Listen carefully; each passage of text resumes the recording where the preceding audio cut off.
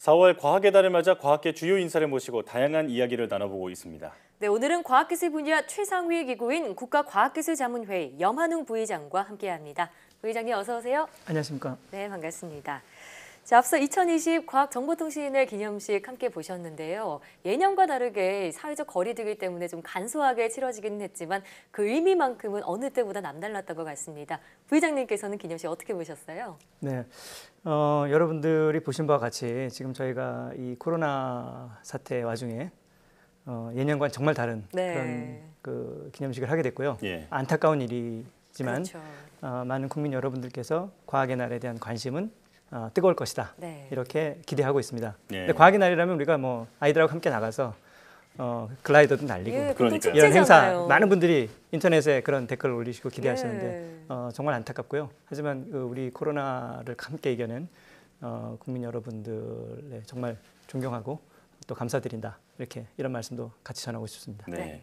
내년에는 더 큰 행사로 치르면 되니까요. 네. 네. 자, 그리고 저희 채널도 기념할 일이 하나 있는데 국내 최초 과학 전문 채널인 YTN 사이언스가 유튜브 구독자 30만 명을 돌파했습니다. 지금 성인뿐 아니라 학생과 학부모에게도 교육 채널로서도 사랑을 받고 있는데 부의장님께서 보시기에는 이게 어떤 의미가 있다고 우선 좀 보십니까? 박수를 쳐드리겠습니다. 네, 감사합니다. 너무 대단한 것 같고요. 그만큼 이 YTN이 좋은 컨텐츠로 우리 과학을 아끼시는 국민 여러분들께 다가가고 있다 생각드리고요. 네. 여기서 멈출 게 아니라 정말 골드 버튼 받으시기를 정말 기대하겠습니다. 노력하겠습니다. 네. 네, 그리고 또 이제 코로나19가 전 세계적으로 확산하면서 아무래도 피해가 큰 상황입니다. 이럴 때일수록 과학기술의 역할, 앞서도 말씀하셨지만 정말 더더욱 강조가 되고 있는데 백신이나 치료제 정말 시급한 상황이잖아요. 네. 이런 것들은 아무래도 민간보다는 국가 주도의 그런 R&D 역량이 결집돼야 될 시기인가 아닌가 싶습니다. 공공 연구 개발의 중요성 어떻게 생각하시나요? 네. 저희가 이미 미세먼지 사태, 그다음에 뭐 플라스틱 쓰레기, 그다음에 그 전에 가습기 살균제, 그다음에 뭐 포항 지진, 그다음에 이 코로나 감염병 사태에 이르기까지 민간에서 연구 또는 민간의 기업체들이 관심을 가지지 않는 영역이지만 국민의 생활에는 너무나 절대적이고 심지어 국민의 생명과 안보를 위협하는 그런 이슈이지만 과학기술이 절대적으로 중요한 이슈들이 계속 더욱더 많이 생기고 있을 것이고 앞으로도 더욱더 이런 위기들이 늘어날 것이다 라는 것이 예상이 됩니다. 예를 들면 기후 대응 문제라든가.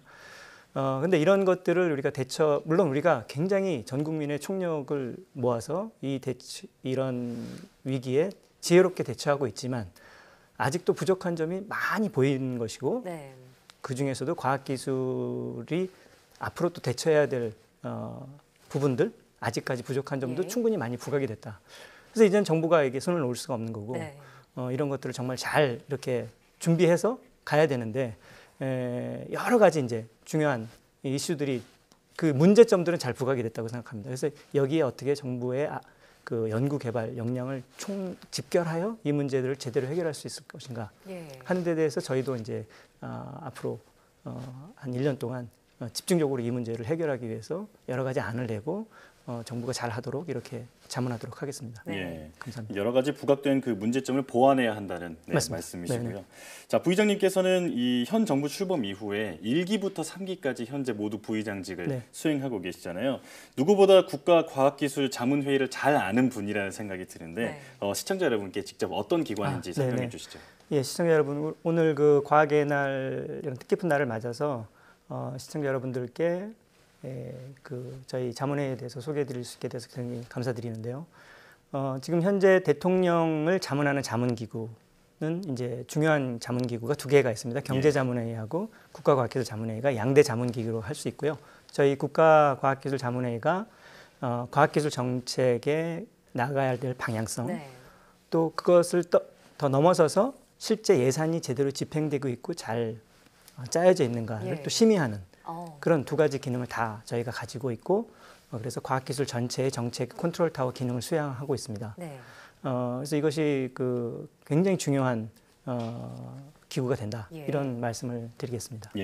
자문과 심의의 역할을 모두 하고 맞습니다. 있는 그런 기관이다 말씀해 이게 주셨는데요. 이제 현 정부 들어서서 그렇게 저희가 구조가 바뀐 겁니다. 일단 국가과학기술자문회의도 현 정부 이후에 출범한 기관이죠. 아니, 계속 있어 왔지만 이제 저희가 그 역할이나 해야 될 일들이 확대된 거죠. 확대 개편된 상황이잖아요. 맞습니다. 이렇게 국가자문회의 1기와 2기, 또 3기에 이어서까지 부의장직을 역임을 하시면서 3기 자문회의는 또 더더욱 고민이 깊으실 것 같습니다. 앞으로 어떻게 이끌어 나갈 계획이신가요? 저희가 1기하고 2기 동안에 주로 한 일들은 우리나라의 긴 호흡에서의 어떤 과학기술의 역량을 좀 키워보자. 그중에 가장 중요한 것이 기초연구의 역량을 키우자라는 데 집중해서 일을 했었고요.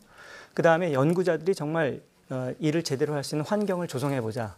그래서 연구자 중심의 R&D 혁신이라는 것들 저희가 이제 추진해 왔는데 아까 서두에 말씀하신 것처럼 지난 3년 동안 저희가 계획하지 않았던 여러 가지 중요한 문제들이 터졌단 말씀이시죠. 그래서 미세먼지, 소재 부품 장비, 그다음에 지금의 코로나 감염병. 그래서 앞으로는 이러한 문제들, 즉 이렇게 사회적으로 중요한 문제이면서 국민의 생활과 안전에 직접적인 관련이 되는 문제들을 정부 R&D가 어떻게 더 잘 해결할 수 있게 할 것인가에 집중해서 이 3기를 운영해 보고자 합니다. 네, 말씀해 주신 그 연구자 중심 환경을 조성하는 것이 바로 지금 현 정부의 과학기술 분야 핵심 국정 철학이기도 하잖아요. 네, 부의장님께서도 1, 2기에 이어서 지금까지 중점적으로 주도해 오신 걸로 알고 있는데 그동안 어떤 효과를 또 거두셨는지 궁금합니다. 네, 그래서 연구자 중심의 소위 그 혁신이라는 것이 무엇이냐? 것을 저희가 정의하기는 우선 연구자들이 본인들이 할 수 있는 연구를 할 수 있는 환경을 만들자. 그러려면 우선 연구자들이 생각한 그 좋은 아이디어에 제대로 정부의 예산이 투입이 돼야 된다. 그래서 연구자가 제안하는 과제들에 투입이 되는 정부의 R&D 예산을 2배로 늘리자 해서 이미 거의 2배까지 예산을 저희가 끌어올렸고요. 이게 가장 중요할 것이고 그다음에 연구자분들이 실제 연구를 수행하는 과정에서 겪는 여러 가지 소소한 하지만 중요한 어려움들이 있습니다. 그래서 그런 것들을, 그런 걸림돌들을 하나하나 이렇게 제거하자 해서 그 과기정통부하고 저희와 함께 연구자들의 입장에서 본 연구 제도들의 개선 이런 작업들을 저희가 2년 동안 해왔습니다. 그것이 이제 아직까지 연구 예산이 늘어난 것은 연구 현장의 모든 분들이 가시적으로 그것들을 성과를 체감하고 계시지만 이제 연구 제도에 대한 개혁 부분들은 저희가 2년 동안 작업을 해왔고 그것들은 이제부터 아마 체감이 될 것이다 이렇게 생각하고 있습니다. 앞으로 정말 연구자 중심의 그런 과학기술 생태계 기반이 조성되기를 저희도 바라보고 있겠습니다. 감사합니다. 자, 그럼 그동안 연구 현장의 목소리를 듣기 위해서 부의장님께서는 어떤 노력을 해오셨는지 듣고 싶은데요. 저희 자문회의의 입장에서는 사실 그 현장 중심, 즉 연구자 중심이라는 것은 저는 우선 자문회의는 그 전문가 집단에 의한 자문기구이기 때문에 그 자문회의의 구성을 어떻게 하느냐가 가장 중요한 것이다라고 생각을 합니다. 그래서 자문회의에 정말 현장의 전문가들, 직접 현장에서 연구를 하고 일을 하시는 분들이 자문회의의 구성원이 되는 것이 그 자문회의를 어떻게 구성하느냐는 것이 가장 중요한 것이었다라고 생각을 하고 있고요. 그래서 실제로 예를 들면 젊은 연구자들 지원한다라고 하면 그 젊은 연구자가 자문회의의 자문위원이 돼서 대통령께 직접 그 고충을 얘기할 수 있어야 된다. 제안도 할 수 있어야죠. 그래서 저희가 예를 들면 박사과정 대학원생인 분을 자문회의 위원으로 모신다든지 그래서 저희가 자문회의 구성에 지난 2년 동안 파격적인 변화를 줘왔다. 이것이 현장과의 피드백을 만들어내는 가장 중요한 요소라고 생각을 하고 있습니다. 젊은 연구자들도 여성 위원들도 영입을 하셨죠. 맞습니다. 상당히 열린 기관이네요. 열리게 되도록 최대한 노력을 하고 있습니다. 자, 올해 우리나라의 또 연구개발 예산이 사상 최대인 24조 원으로 편성이 됐습니다. 하지만 그동안 투자에 비해서 성과가 좀 이렇다 할 게 없다라는 지적도 있는데 이 부분에 대해서 부의장님께서는 그 이유를 어떻게 보고 계신 건가요? 많은 분들이 그런 말씀을 하시는데 저는 이것이 팩트에 기반하고 있지 않다라고 생각을 합니다. 지금 우리나라의 연구 역량, 그다음에 우리나라의 혁신 역량을 세계의 여러 기관들이 지표로 평가를 하고 있는데 예를 들면 블룸버그 이노베이션 인덱스 같은 지표를 보면 우리나라가 세계에서 가장 혁신 역량이 뛰어난 나라로 평가를 받습니다. 이것은 대부분 R&D 때문에 그렇습니다. 그래서 그동안에 예를 들면 CDMA 이후에 한국의 이동통신 기술이 발전한 것. 그래서 지금 5G에 와 있는 것. 이것은 누가 이것을 이만큼 발전시켰냐 이거죠. 그다음에 한국의 지금 바이오 산업이 정말 괄목상대할 만한 성장을 거뒀는데 이런 것들은 또 누가 이것들을 만들어내느냐. 또 삼성, LG, 현대 등에서 일을 하고 있는 우리 엄청난 수의 R&D 인력들은 누가 길러냈느냐 이겁니다. 이것들이 다 정부 R&D의 성과이다 라고 저는 생각하고 있습니다. 근데 그 정부 R&D의 성과를 논문을 몇 편 썼느냐, 특허가 몇 개가 나왔느냐, 특허가 상용화된 실적이 얼마냐 이런 단편적인 수량적인 지표들을 보시니까 실제로 우리나라의 R&D 역량이 그만큼 성장을 했고 그 모든 인력들이 정부 R&D를 통해서 성장해 왔는데 그것들을 너무 폄훼하고 있다라고 좀 자학적으로 평가하고 있다고 생각을 합니다. 물론 그런 평가들이 우리가 앞으로 더 좋아지는데 약이 됩니다.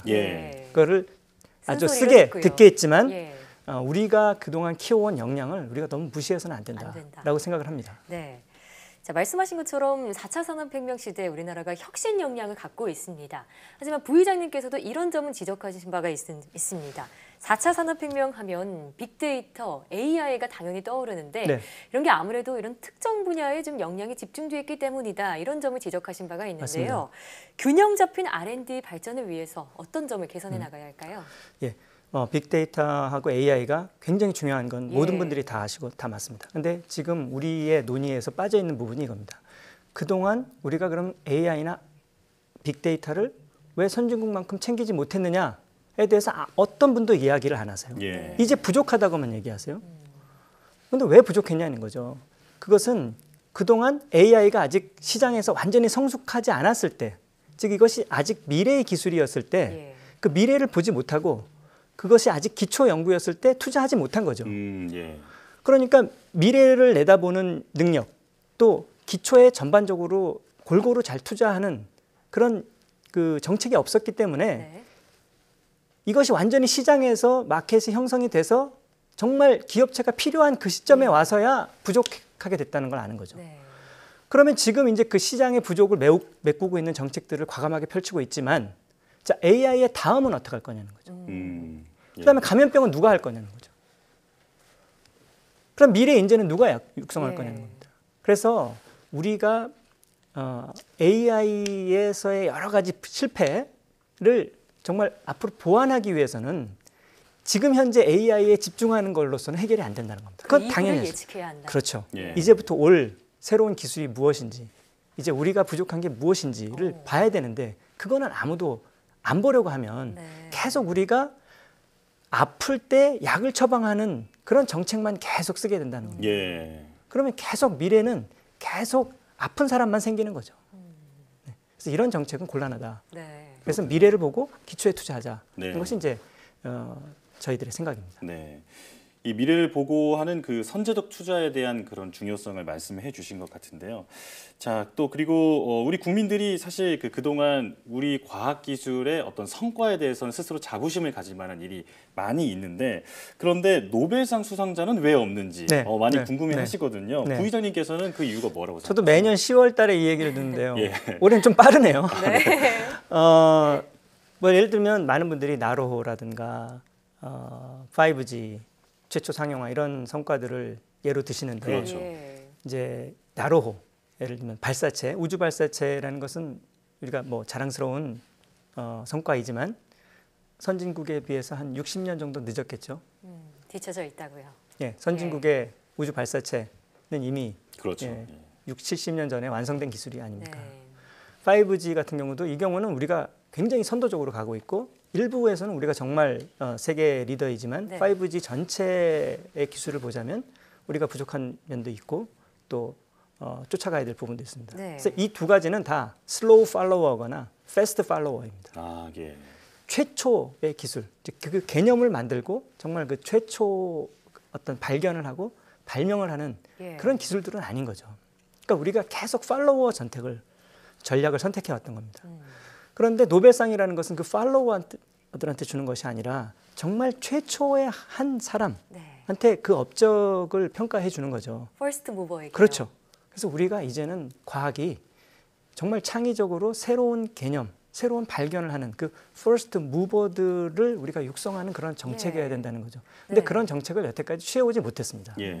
더 논문을 많이 쓰고 더 많은 것들을 빨리 쫓아가고자 하는 정책들을 그동안 계속 해온 겁니다. 그래서 이제는 바뀌어야 될 때가 됐다고 생각합니다. 정량적인 지표에 너무 투자하기보다는 인재 양성의 중요성을 지금 강조하신 것 같습니다. 뿐만 아니라 창의적 연구 환경도 조성이 돼야 할 텐데요. 그러기 위해선 새로운 혁신 성장의 틀이 필요할 것 같습니다. 여기에 대해서 어떤 의견 갖고 계시나요? 혁신 성장이라기보다는 혁신 성장을 뒷받침해 줄 수 있는 혁신적인 과학 기술이 필요한 거죠. 기술이 필요하다. 예, 혁신적인 과학 기술이 필요한 겁니다. 그 혁신적인 과학 기술이라는 건 뭐냐? 아까도 말씀드렸지만 퍼스트 무버의 기술이 필요한 건데 퍼스트 무버는 창의적인 연구자들, 창의적인 기술자와 창의적인 과학자들이 만들어내지 않겠습니까? 네. 그래서 그 정말 능력이 출중한 그 창의적인 인재들에 집중적으로 우리가 투자를 해줘야 되지 않을까. 그런데 우리가 아직 성숙하지 못한 게 뭐냐면 무엇이 창의적인 기술인지 어떤 사람이 창의적인 인재인지를 우리가 평가하는 그런 역량이 아직 좀 덜 성숙해 있습니다. 왜냐하면 창의적인 과학이라는 거를 해본 역사가 너무나 짧은 거죠. 그래서 그 사람들을 평가하고 잘 지원해주고 할 수 있는 그 시스템에서 혁신이 필요하다. 그래서 그 평가 혁신이 필요하고 그걸 통해서 정말 창의적인 인재들이 투자를 받는 그런 시스템을 선제적으로 구축을 해야 앞으로 잘 될 것이다 이렇게 생각하고 있습니다. 예. 자, 오늘 한국 그 과학 현실에 대한 해안을 보여주고 계신데요. 자, 국가과학기술 컨트롤타워의 수장으로서 그렇다면 우리 과학계와 국민에게 하고 싶은 말이 있으시다면 한 말씀 부탁드리겠습니다. 우선 지난 여러 가지 아까 말씀드린 지금 현재 그 코로나 감염병 사태까지 저희가 지난 2, 3년 동안 제가 이 자문회의를 맡고 있는 동안 국민 여러분들의 과학에 대한 관심도 그다음에 이해도 이런 걸 봤을 때 정말 우리 대한민국의 국민들은 너무나 뛰어나다. 정말 존경스럽다라고 과학자 한 사람으로서 일반 국민 여러분들을 봤을 때 그렇게 보입니다. 이분들의 과학에 대한 이해도와 관심도가 너무나 높은 수준에 와 있다. 우리 국민들은. 그래서 그거에 대해서 정말 감사드리고요. 또 과학기술에 대해서 지원해 주시고 또 YTN 사이언스도 열심히 시청해 주시고 하는 모든 분들에게 감사를 드리겠습니다.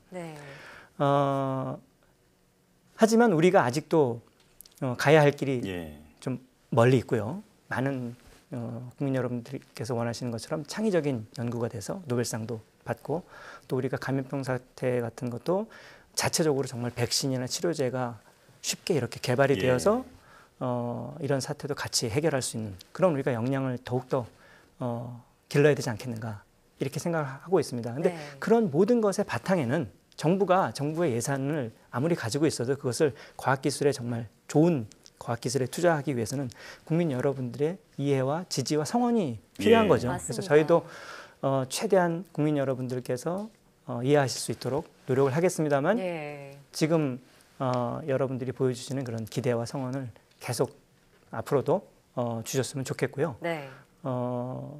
저는 사실 우리 어린 아이들이 과학자를 꿈꾸는 사회가 정말 돼야 한다.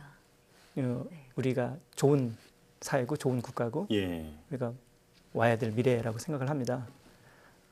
그런 나라를 만들 때까지 국민 여러분들과 함께 이렇게 같이 해나갔으면 좋겠습니다. 감사합니다. 정말 이렇게 아이들을 비롯해서 우리 국민이 과학에 친숙한 세상을 만들자. 사실 말씀하신 부분이 YTN 사이언스의 모토와도 일맥상통하는 부분입니다. 저희도 골드 버튼 받을 때까지 열심히 할 테니까요. 부의장님께서도 올 한 해 국가과학기술 자문회의 잘 이끌어 주시기 바랍니다. 오늘 말씀 고맙습니다.